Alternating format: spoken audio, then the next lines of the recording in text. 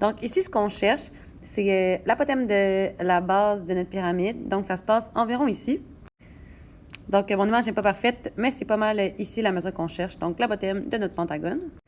Et ce qu'on nous donne, c'est son aire totale. Donc ce qu'on va faire, c'est qu'on va commencer avec la formule de l'aire totale de la pyramide.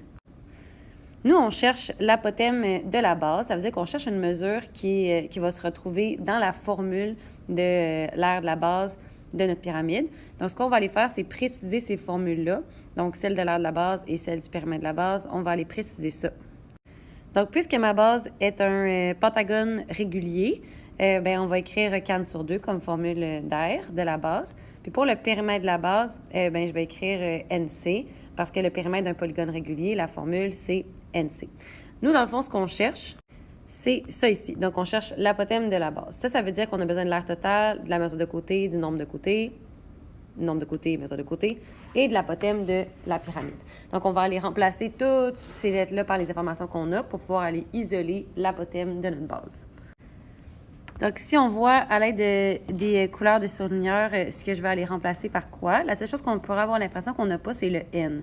Mais on l'a, le N, parce qu'il est juste ici, on voit qu'on a 5 côtés dans notre pyramide, dans la base de notre pyramide. Donc, ça veut dire que le N va être remplacé par 5.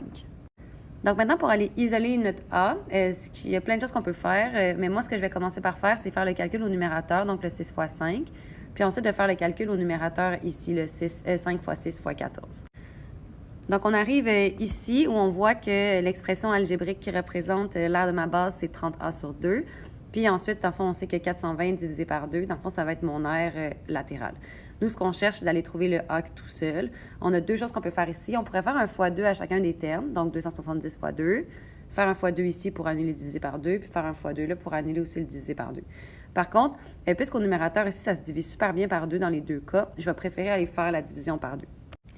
Rendu là, ce que je vais avoir, c'est le A seul, donc le plus 210 me dérange. Donc, on va faire moins 210 des deux côtés.